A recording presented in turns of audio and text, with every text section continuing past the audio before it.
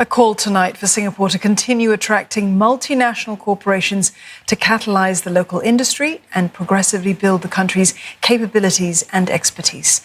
Trade and Industry Minister Chun Sing says that it's all part of a three-pronged approach to bring in investments. And he says it will also create jobs for all Singaporeans for this generation and the next. Chloe Chu tells us more. Several ministers have visited different industries in the past months as part of the weekly Job Situation Report update. From meeting with startup founders to visiting companies in the retail and food manufacturing sectors, it's all part of a bigger strategy to grow Singapore's economy. The Trade and Industry Minister said the approach so far is to encourage startups to create new opportunities and help companies scale up and break into regional markets. The third prong is to attract global heavyweights to anchor their operations in Singapore, such as semiconductor giant GlobalFoundries.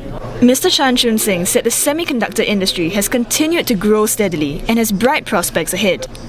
When we started this 20-30 years ago, we barely had any expertise in this industry, but we progressively built up our capabilities in the semicon industry. We started with less than 1% of our value add in this industry, but today about 6 to 7% of our GDP comes from this particular industry. Some of the workers that we have seen started off as assistant engineers, basic job scope. But over the years, they have grown in their job scope to become engineers, leading different groups of engineering teams and contributing to the global supply chain. Mr. Chan says many of the industry jobs available now would not have been possible if not for the gumption of the previous generation. Citing Hyundai Motor Group's $400 million smart vehicle investment plan in Singapore, he says the country must put in place correct policies for the long term.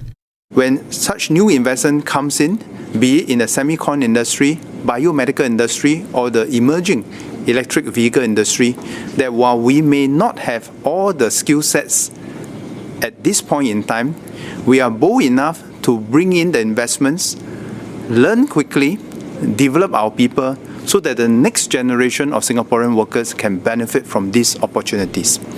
This is how we have done it in the past with semiconductor, biopharma, and so forth.